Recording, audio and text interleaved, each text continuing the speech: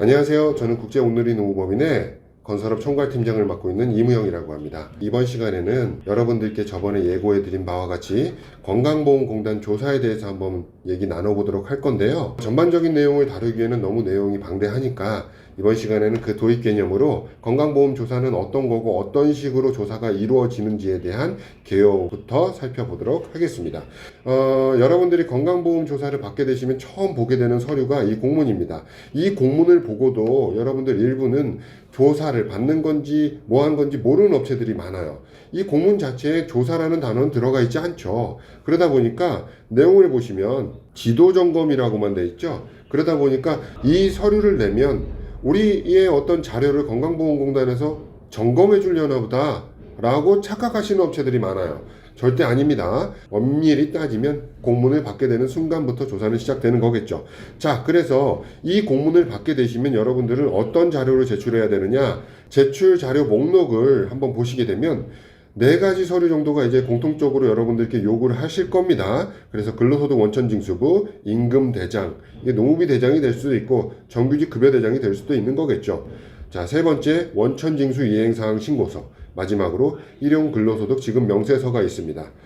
여기서 가장 중요한 거, 건강보험공단에서 핵심적으로 들여다보는 거는 빨간색 칠 해놓은 일용근로소득 지급 명세서가 되겠고, 지역마다 제출 서류는 조금씩 다릅니다. 일용근로소득 지급 명세서에 플러스 알파로 현장별 근로내역 신고서나 혹은 노무비 대장을 요구하는 공단 지사도 덜어 있습니다. 근데 대부분은 이렇게 4가지 서류를 여러분들 회사에 요구할 것이다 라고 하는 거고, 근로소득 원천징수부는 우리 정규직 급여를 한번 점검해 보기 위함입니다. 우리가 건강보험공단에 신고한 보수총액과 원천징수부에 있는 보수총액이 틀리나 맞나를 첫 번째로 점검하는 거고요.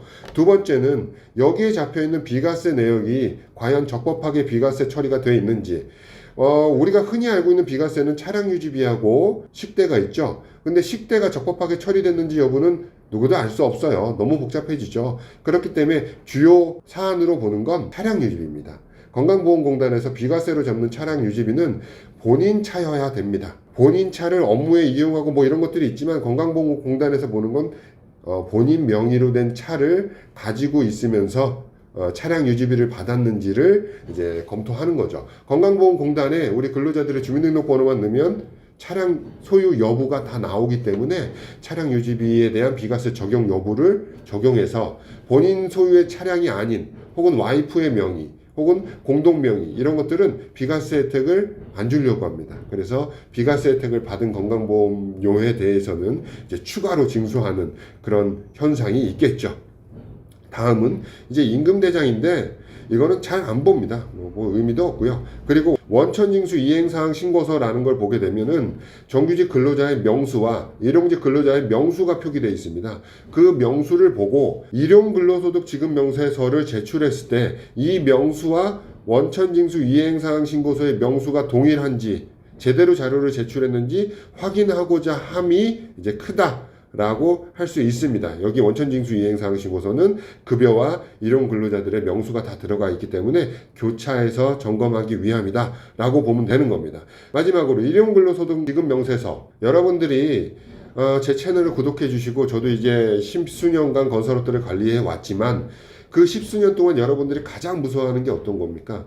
건강보험, 4대 보험이겠죠. 현장 일용직 근로자의 4대 보험. 어떻게 하면 조사를 피할 수 있을까? 또는 어떻게 하면 4대 보험을 가입 안 하고 일용 근로자를 쓸 수 있을까를 고민해 오셨지 않습니까? 그래서 건강보험공단은 그 부분에 대해서 여러분들 업체를 이 일용 근로소득 지급 명세서를 가지고 조사를 하는 겁니다. 이 부분은 여러분들이 다 알고 계시는 바가 이제 기본 바탕이 되겠죠. 한 달에 8일 이상 되는 근로자, 그리고 그 이전에 2달 연속으로 일한 근로자를 추려서 대상자가 됨에도 불구하고 4대 보험을 가입하지 않은 자가 이제 추징의 대상이 되는 겁니다. 그래서 이 부분에 대한 거는 제가 후속작으로 계속해서 업데이트 할 테니까 여러분들 계속해서 채널 구독해 주시고요. 그럼 연이어서 다음 내용을 볼게요. 지도점검 목적이라고 되어 있는데 이런 것들 뭐 보실 필요 없습니다. 이거 서류상의 목적인 거지.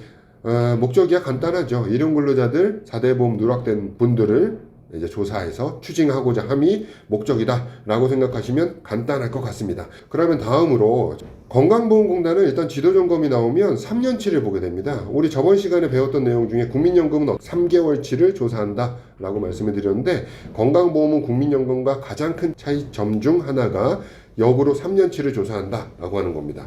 현재 우리는 21년 4월에 와 있죠. 지금 여러분들이 공문을 받게 되시면 공문 안에는 2018년도부터 현재 것까지에 대한 모든 자료를 제출하세요 라고 되어 있을 겁니다. 그래서 건강보험은 국민연금과 틀리게 3년치의 자료를 지도점검한다 라고 여러분들이 알고 계시면 될 것 같고요. 3년에 해당되는 내용이 굉장히 중요한 내용입니다. 우리가 건강보험 국민연금 중에서 가장 중요한 핵심 이슈가 됐던 게 하나 있었죠. 20일에서 8일로 넘어가는 시점입니다.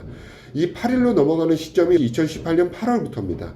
근데 2018년 8월부터 모든 현장의 모든 근로자는 8일로 적용이 아니고 2020년 8월까지 약 2년 동안 유예기간을 줬다라는 거죠. 그 뜻은 뭐냐면 이 기간 동안에는 8일과 20일이 공존해 있었다라고 하는 겁니다. 어느 현장은 8일이고 어느 현장은 20일일까요? 이거를 여러분들이 알면 되겠죠? 이 내용은 명확합니다. 2018년 8월 이전에 착공된 공사는 20일 현장이 되는 거고요. 그래서 여러분들은 공단의 조사를 받게 되시면 여러분들 현장에 구분부터 먼저 하셔야 된다라는 거죠. 우리 현장이 어디가 20일이고 어디가 8일이고 언제부터 우리는 8일 현장으로 전면 적용이 됐는지, 언제까지 20일 현장이 남아 있었는지에 대해서 여러분들은 충분히 검토해야 될 필요가 있다라고 하는 겁니다. 그래서 길게 가는 현장은 2018년 8월 이전에 착공이 됐다 하더라도 공기가 2, 3년 이상 되는 현장들도 있기 때문에 충분히 20년 8월을 지나서까지 공기가 이어지는 경우도 있죠. 이런 경우에도 2020년 7월 말일까지만 20일 현장이다.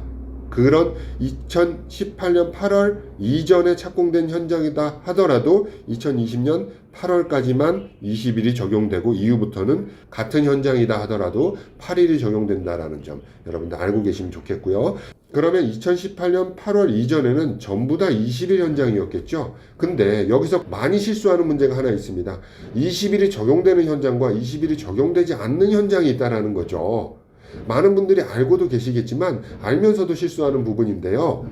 20일 현장 적용을 받으려면 항상 강의 때마다 귀에 못이 박히게 들은 내용이 있죠. 현장 적용 신고, 건강보험 국민연금에 대해서 현장 적용 신고를 한 현장만 20일 적용을 받을 수 있다라고 하는 거 반드시 기억해 두시고, 두 번째, 현장 적용 신고를 한 현장들만 각각의 현장을 사업장으로 인정받을 수 있다라고 하는 거 저번 시간에도 예를 들었습니다. 8일 기준으로 보면 A, B, C 현장에 각각 7일 근무했을 때 각각의 현장을 전부 다 우리가 성립신고라고 하는 거, 사업장 적용신고를 건강보험공단에 하셔야 이 7일이 인정이 되는 거지, 국민연금이나 건강보험공단의 말을 듣고, 여기서 말은 무슨 말이죠?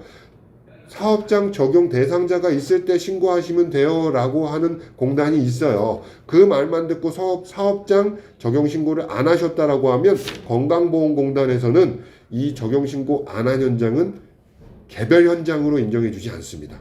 개별 현장으로 인정해 주지 않는다라는 건 합쳐서 본사 21일 근로자로 본다라고 하는 거.